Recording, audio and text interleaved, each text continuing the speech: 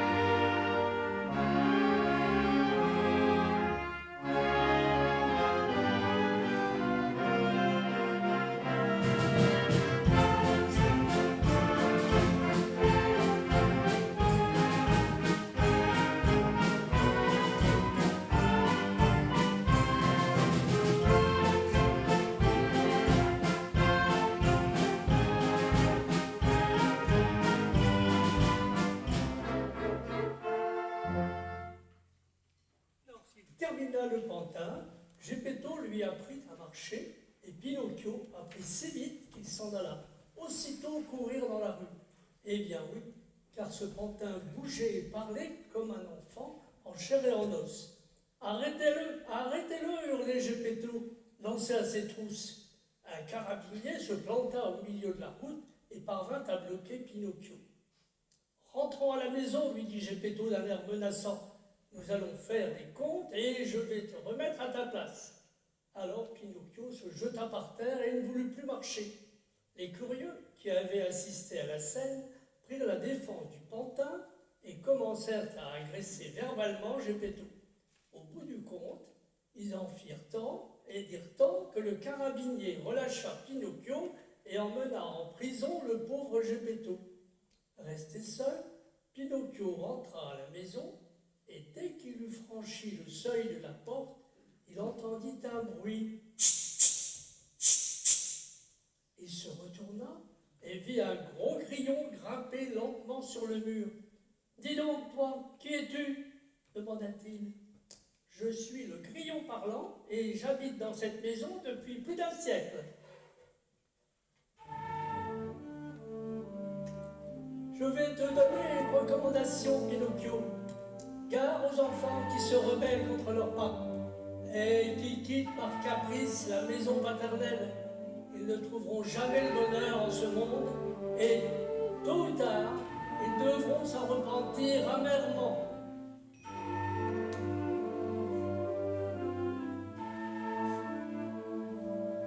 Parle toujours, lui dit Pinocchio.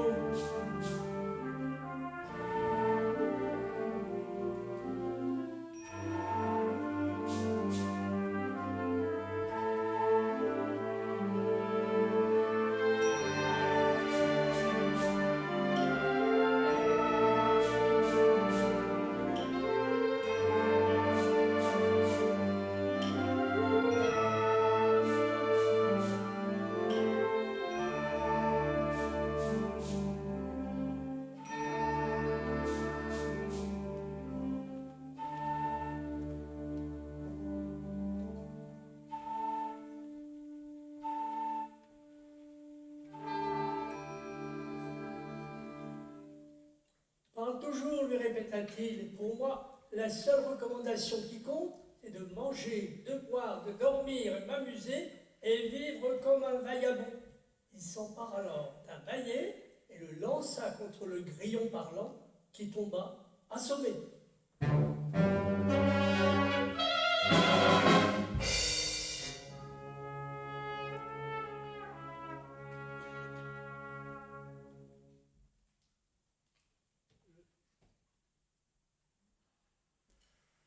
Le lendemain, sorti de prison, Geppetto rentra à la maison. Il réprimanda tout d'abord Pinocchio qui s'était comporté comme un vilain garnement. Puis il le serra affectueusement dans ses bras. En voyant la bonté de son cher papa, Pinocchio s'adressa à lui en ces mots. « Je vous promets qu'à partir d'aujourd'hui, je me comporterai comme il faut. J'irai à l'école, je serai appliqué, j'apprendrai un métier. » Étant donné que Geppetto n'avait pas un sou, il confectionna lui-même un bel habit en papier fleuri, des souliers faits d'écorce d'arbre et un chapeau de mie de pain. Puis, malgré le froid de l'hiver, il vendit son paletot pour acheter un abécédaire. Pinocchio avait donc tout ce qu'il fallait pour devenir un écolier appliqué. Il se rendit à l'école chargé de bonnes intentions. Chemin faisant, il entendit le son de flûte et de tambour. Celui-ci provenait du grand théâtre des marionnettes.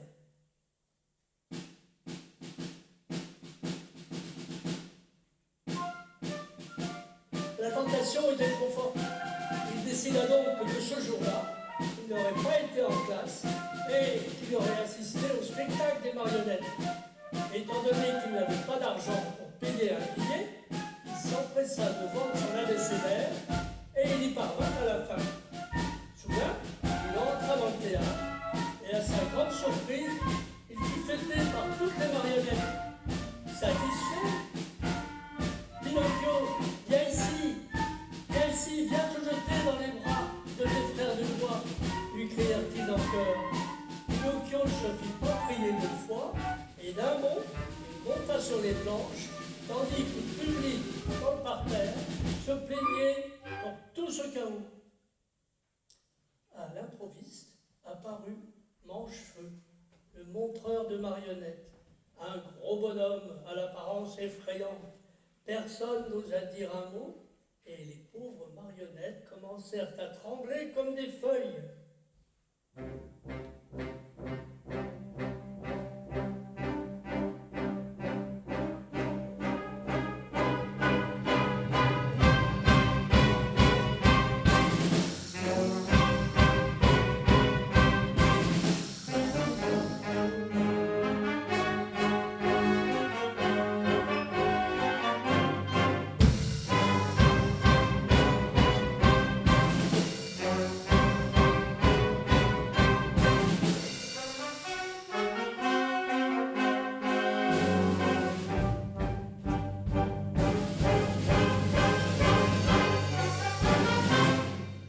Ce jour-là, je vous l'assure, Pinocchio risqua d'être transformé en bois à brûler pour préparer le dîner de Manchefeu.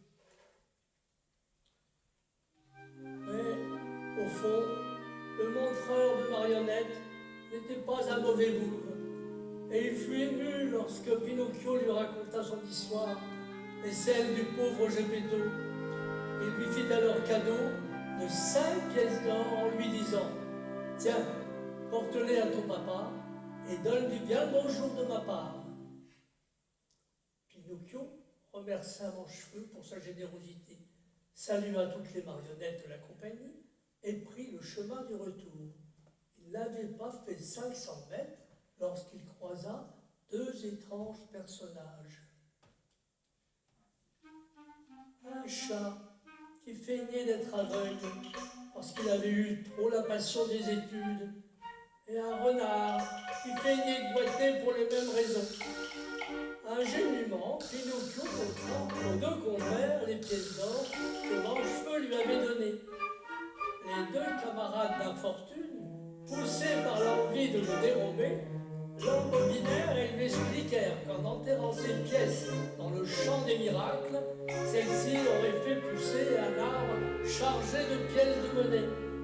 Pour fêter cette rencontre, et la richesse promise, les trois se rendirent à l'auberge de l'Écrevisse Rouge, et après un dîner copieux, ils allèrent se coucher. À minuit, Pinocchio fut réveillé par l'aubergiste qui lui expliqua que ses compagnons étaient partis et qu'ils l'attendaient à l'aube au champ des miracles. Il donna une pièce d'or pour payer le repas et prit le chemin vers le bois. À l'improviste, deux brigands encagoulés apparurent à ses côtés. « La bourse ou la vie !» vociférèrent-ils d'une voix menaçante. Pinocchio fourra rapidement les pièces d'or dans sa bouche pour les cacher et commença à courir du mieux qu'il le pouvait pour échapper aux deux lascars, qui, vous l'avez sûrement compris, étaient le chat et le renard déguisé. Mais les deux compères le rattrapèrent rapidement. « Voilà, on t'a pris finalement. Donne-nous les pièces, dit l'un.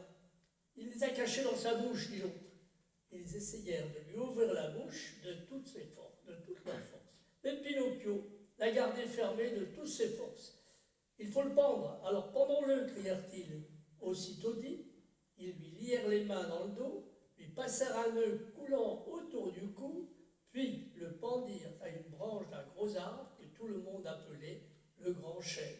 « Il n'ouvre même pas la bouche avec la corde autour du cou » s'exclama l'un. « Nous reviendrons demain, d'ici là.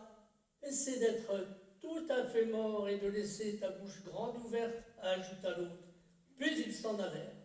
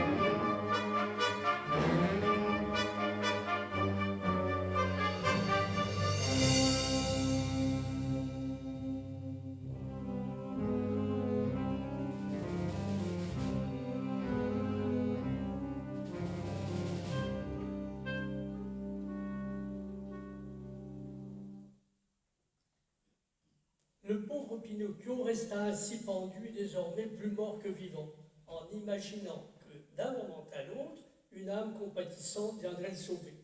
Au même moment, une jolie fillette aux cheveux bleu nuit se mit à la fenêtre et aperçut le malheureux suspendu à une branche du grand chêne. Elle fut prise de pitié et donna l'ordre à deux de ses serviteurs de le libérer et de le lui amener. Cette fillette aux cheveux bleu nuit était en fait une bonne fée qui, depuis plus d'un millénaire, vivait à l'orée du bois.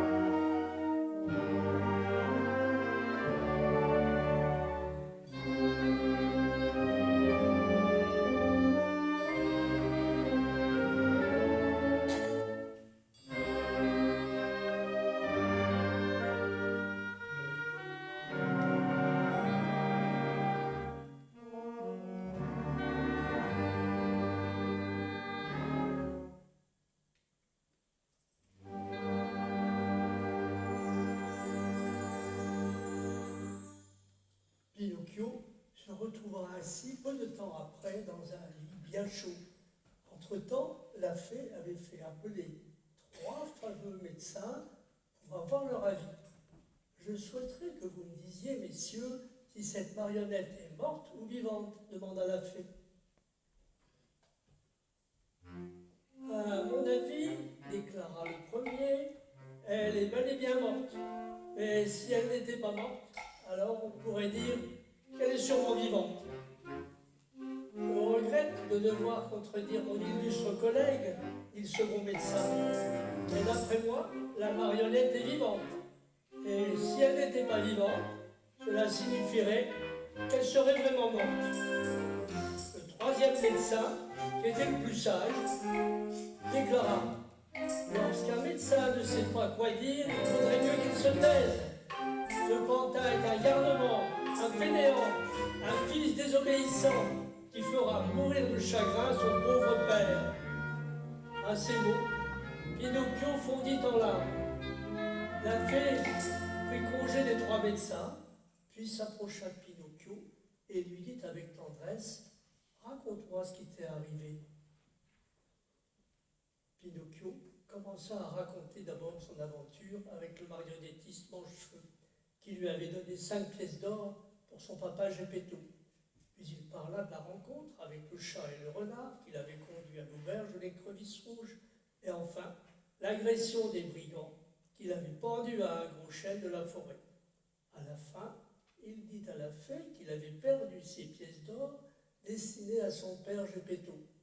Mais c'était un mensonge, parce qu'en réalité, il les avait mis dans sa poche, et aussitôt, son nez commença à s'allonger, de plus en plus.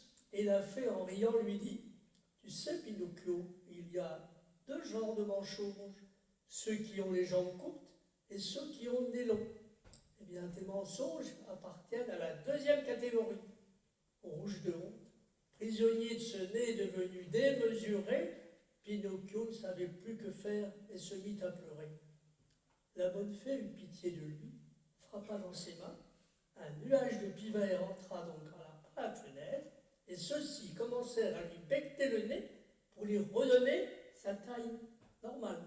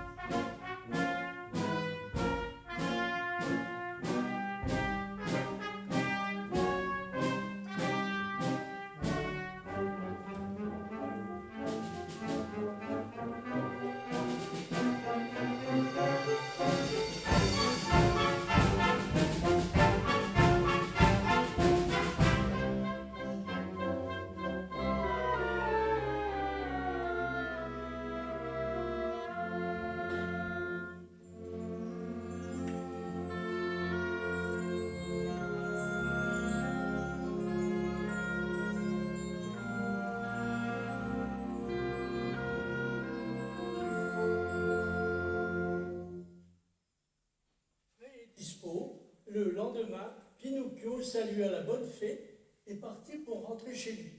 Et malheureusement, il rencontra encore sur son chemin le chat et le renard. Les 2 filous le convainquirent à nouveau à enterrer ses pièces dans le champ des miracles.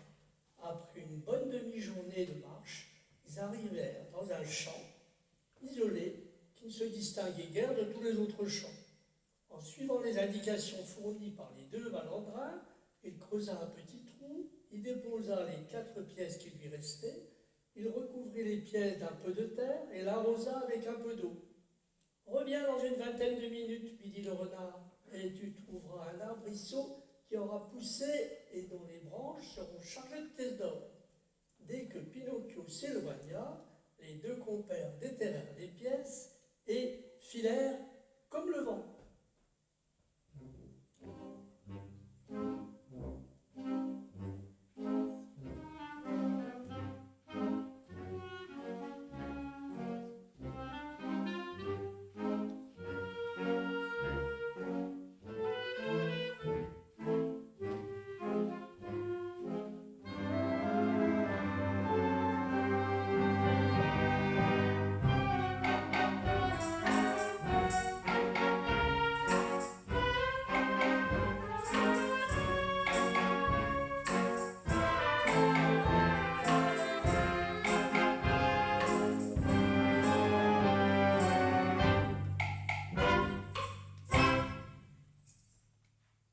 En proie au désespoir, Pinocchio prit la route qui conduisait vers la fée, mais lorsqu'il arriva sur les lieux, la maisonnette avait disparu et il ne trouva qu'une pierre en marbre sur laquelle étaient gravés ces mots.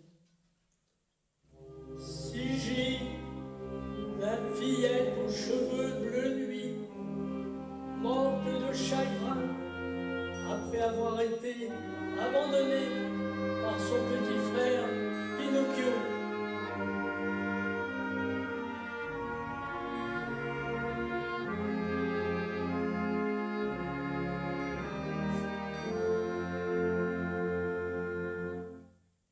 La marionnette, qui considérait désormais la petite fée comme sa sœur, éclata en sanglots. Soudain, un gros pigeon se rapprocha et lui annonça que Geppetto avait construit un canot et qu'il était sur le point de partir à sa recherche vers le Nouveau Monde. Pinocchio sauta sur le dos du pigeon qu'il conduisit ainsi vers la plage. Mais lorsqu'ils arrivèrent à destination, Geppetto avait déjà pris le large. La mer était en furie et une grosse vague fit chavirer le canot. En voyant son père disparaître dans les flots, Pinocchio se jeta à l'eau pour essayer de le sauver à tout prix, mais il fut à son tour englouti par les vagues.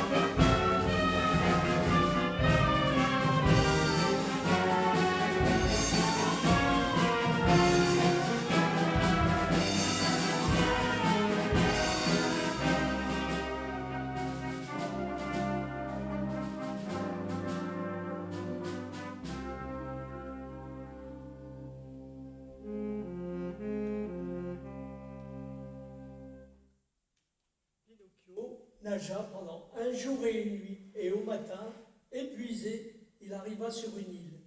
C'était le pays des abeilles industrieuses, où tout le monde travaille du matin jusqu'au soir, et où chacun a quelque chose à faire.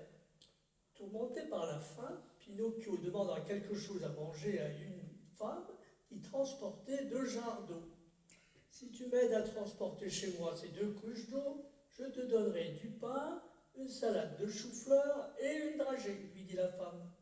À son grand étonnement, Pinocchio reconnut dans cette femme sa chère fée aux cheveux bleu nuit, qui était désormais devenue grande. « Ma chère petite fée, c'est bien toi? Et moi qui te croyais morte, si tu savais, j'ai tant pleuré, pardonne-moi. » « Mon cher Pinocchio, lui dit la fée, ta douleur sincère de ma fausse pierre tombale m'a montré ton bon cœur et je te pardonne. Mais souviens-toi qu'à partir d'aujourd'hui, tu devras m'obéir et faire toujours ce que je te dis. Et pour commencer, dès demain, tu iras à l'école. » Pinocchio promit et jura que dorénavant, il se serait toujours bien comporté. Il commença à aller à l'école, semblait avoir bien compris la leçon, et en peu de temps, il était devenu le premier de sa classe, avait gagné l'estime et la sympathie de tous ses camarades. Vu les résultats encourageants, la fée dit un jour à Pinocchio, « Demain, tu ne seras plus une marionnette en bois, tu deviendras un garçon comme les autres, Nous fêterons cet événement en organisant un grand déjeuner avec du café au lait, des petits pains beurrés. Allez, va le dire à tous tes amis. Figurez-vous la joie de Pinocchio. Il se mit à courir en long, en large, en travers toute la ville en portant l'invitation à tous ses camarades.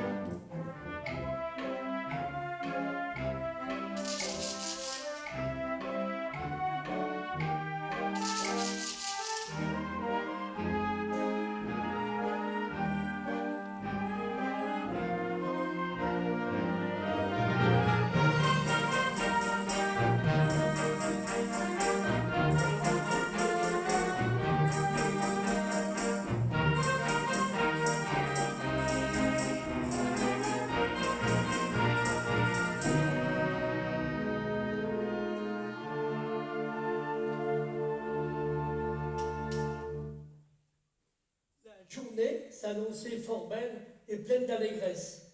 Mais malheureusement, dans la vie des marionnettes, il y a toujours un mais qui gâte tout. Pinocchio alla même invité son cher ami la Mèche. Sachez que ce dernier était parmi ses camarades de classe son préféré, mais également le plus indiscipliné et le plus paresseux. Après l'avoir cherché pendant longtemps, il le trouva assis sous un portique. La Mèche, exclama Pinocchio, ça fait depuis ce matin que je te cherche. Tu ne connais pas la nouvelle? Eh bien, demain, je ne serai plus une marionnette. Je deviendrai un garçon comme tous les autres. Et pour fêter ça, je t'invite demain matin chez moi pour le déjeuner. Je regrette, répondit la Mèche, mais je ne peux pas venir à ta fête. J'attends minuit pour partir au pays des jouets, un lieu où il n'y a pas d'école, où il n'y a pas d'études, où il n'y a ni maître, ni livre. Les journées se passent en jouant, en s'amusant du matin au soir. Pourquoi viens-tu pas avec moi? Pinocchio hésita. Il avait promis à sa bonne fée qu'il aurait enfin eu la jugeote et il ne voulait pas manquer sa promesse. Après 1000 hésitations, il se laissa à la fin convaincre par la Mèche. Ils partirent le soir même et lorsqu'ils arrivèrent au pays des jouets, ils trouvèrent des enfants partout faisant un grand tapage. Certains jouaient, d'autres couraient, d'autres encore chantaient ou riaient. Pinocchio et la Mèche s'enfilèrent aussitôt dans cette bruyante mêlée et devinrent rapidement sur les amis de tous après avoir passé 5 mois dans ce pays de cocagne sans avoir vu ni école ni livre. Les deux amis eurent une désagréable surprise puisqu'en effet ils avaient été transformés en 2 beaux ânes.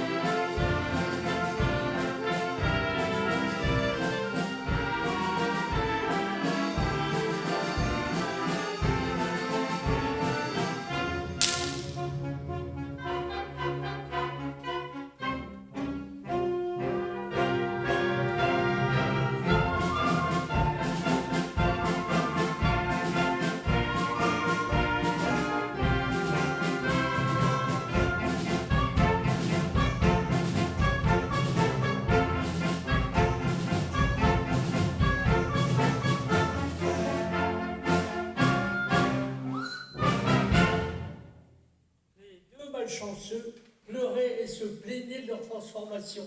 Mais croyez-moi, plutôt que de se plaindre, ils brayaient comme deux petits ânes. Ils furent lustrés, emmenés sur la place du marché. La mèche fut vendue à un président et Pinocchio, à un directeur de cirque qui lui apprit à danser et à sauter dans les cerceaux. Un spectacle public, gentilshommes et belles dames, voici le célèbre petit âne Pinocchio. Regardez avec quelle grâce il danse et saute dans les cerceaux.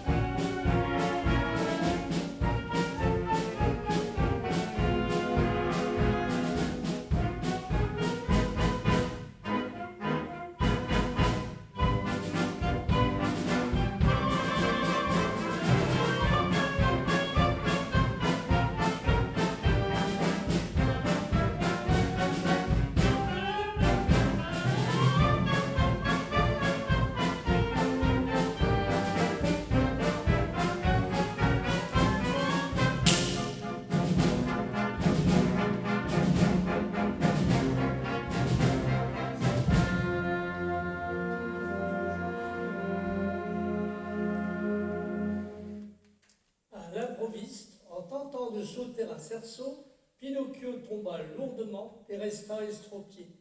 Alors le directeur de cirque appela son garçon d'écurie et lui dit « Je ne sais que faire d'un âne qui ne peut plus sauter. Emmène-le au marché et revends-le. » Le garçon d'écurie trouva tout de suite un acheteur qui voulait la peau de l'âne pour en faire un tambour pour la foire du village. L'homme conduisit l'ânon sur des rochers surplombant la mer, lui accrocha une grosse pierre autour du cou et lui lia la patte avec une corde en tendant l'autre bout à la main. Enfin, il le jeta à l'eau pour qu'il se noie. Quand il ramena la corde, à son grand étonnement, l'homme s'aperçut qu'au lieu d'un âne mort, il avait sorti de l'eau une marionnette qui se débattait comme une anguille. Pinocchio avait encore une fois invoqué la fée aux cheveux bleu nuit qui, prise de pitié, lui avait encore sauvé la vie en lui rendant sa forme de marionnette. Pinocchio se libéra alors de la corde et plongea dans l'eau en s'éloignant à la nage.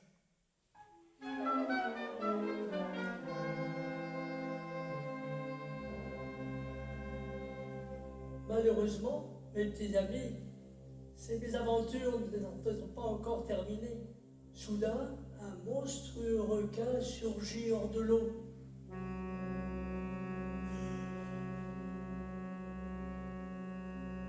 Dès qu'il s'aperçut la grande gueule ouverte qui le poursuivait, pris de terreur, Pinocchio essaya de s'enfuir en nageant de toutes ses forces. Mais le gigantesque animal se rapprochait de plus en plus. Soudain, il sentit derrière lui les remous de l'eau.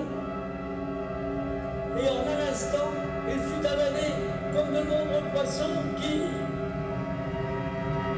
pour leur malheur, passaient par là.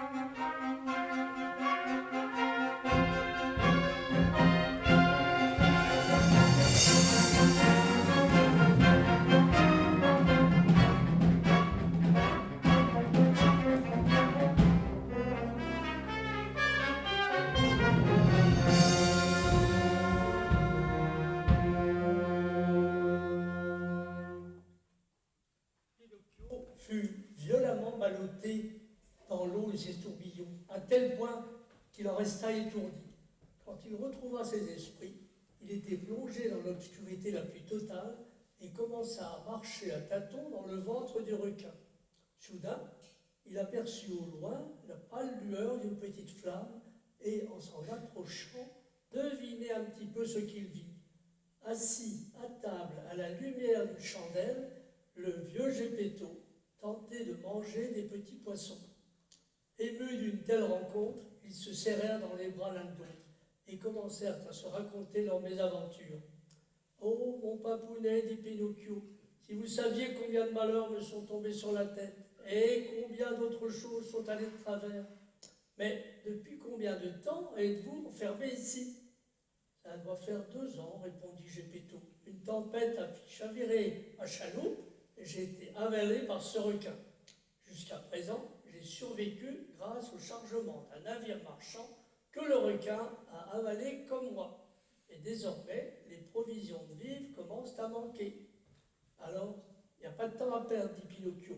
Il faut trouver un moyen pour s'enfuir.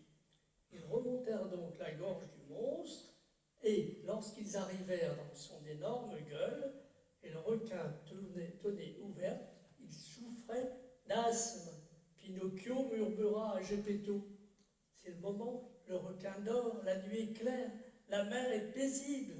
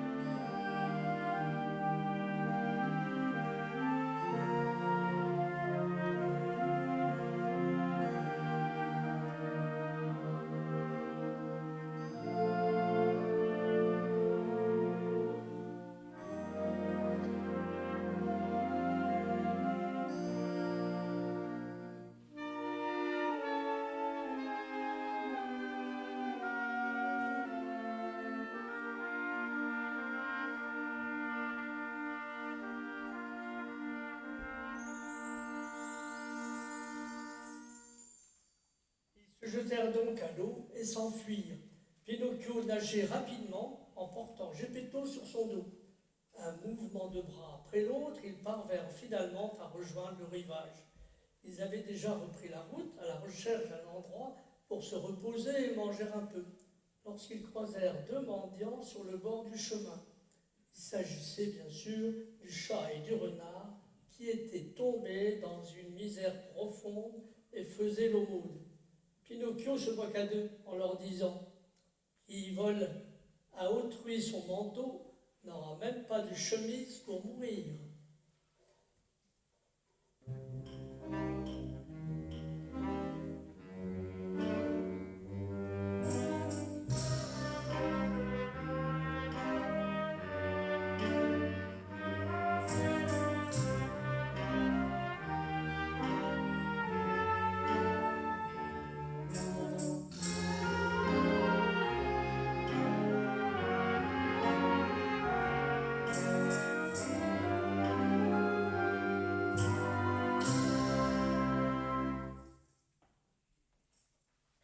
Finalement, ils se réfugièrent dans une cabane. Pinocchio s'en alla chercher un peu de lait pour Geppetto et tomba dans la ferme d'un paysan au nom de Giancio, qui lui dit: « Puise 100 seaux d'eau dans la citerne pour arroser mon potager et je te donnerai un grand verre de lait. » Pinocchio accepta et Giancio lui montra le petit âne qui jusqu'alors avait fait le travail. Depuis longtemps, cet âne était gravement malade et désormais moribond. Pinocchio se rapprocha de lui et aperçut qu'il avait quelque chose de familier. Mais bien sûr, Cet ânon n'était autre que son ami la mèche. Il se pencha vers lui, le caressa, mais il n'eut que le temps de le voir expirer. Pauvre la mèche, soupira Pinocchio. Il prit un peu de paille et essuya une larme qui roulait sur sa joue.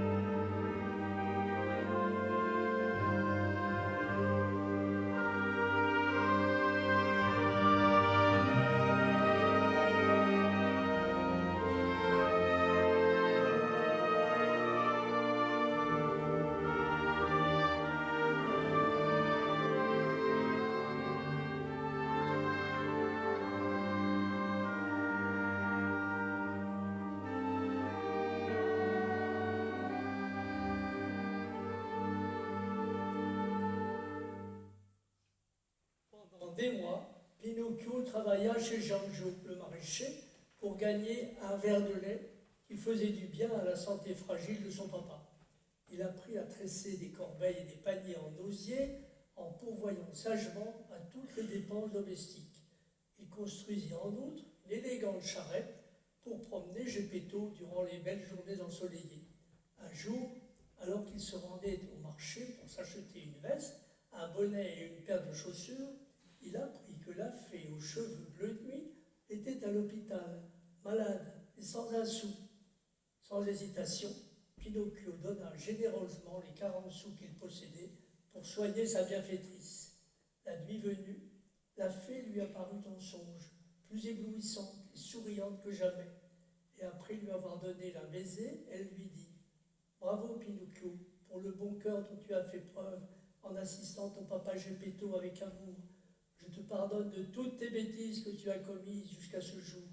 Si tu deviens à l'avenir raisonnable, tu seras heureux. » À son réveil, il avait encore dans les yeux l'image de ce sourire, mais il découvrit émerveillé que tout avait changé autour de lui. La cabane était devenue une jolie maison. Son haillon s'était transformé en vêtements tout neufs. Dans sa poche, il trouva même un précieux porte-monnaie en ivoire contenant un billet. La fée lui avait rendu les 40 sous et le remerciait. Les 40 sous de cuivre s'étaient transformés en 40 pièces d'or. Geppetto aussi était revenu un petit vieillard, alerte, comme il était autrefois. Et avec sa bonne humeur, il avait recommencé son métier de menuisier. C'est grâce à lui, dit Geppetto, parce que lorsque les mauvais garnements deviennent de braves enfants, ils apportent de la joie au sein de leur famille.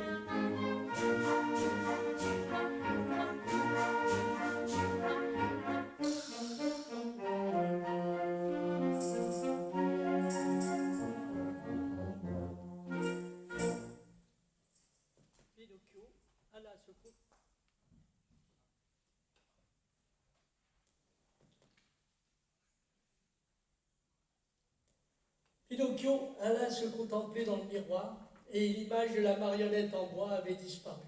À sa place, souriait celle d'un beau garçon aux cheveux châtains et aux yeux bleus. Sur une chaise, dans un coin de la pièce, il y avait une marionnette en bois, penchant la tête, les bras ballants, les jambes croisées, immobile et inanimée.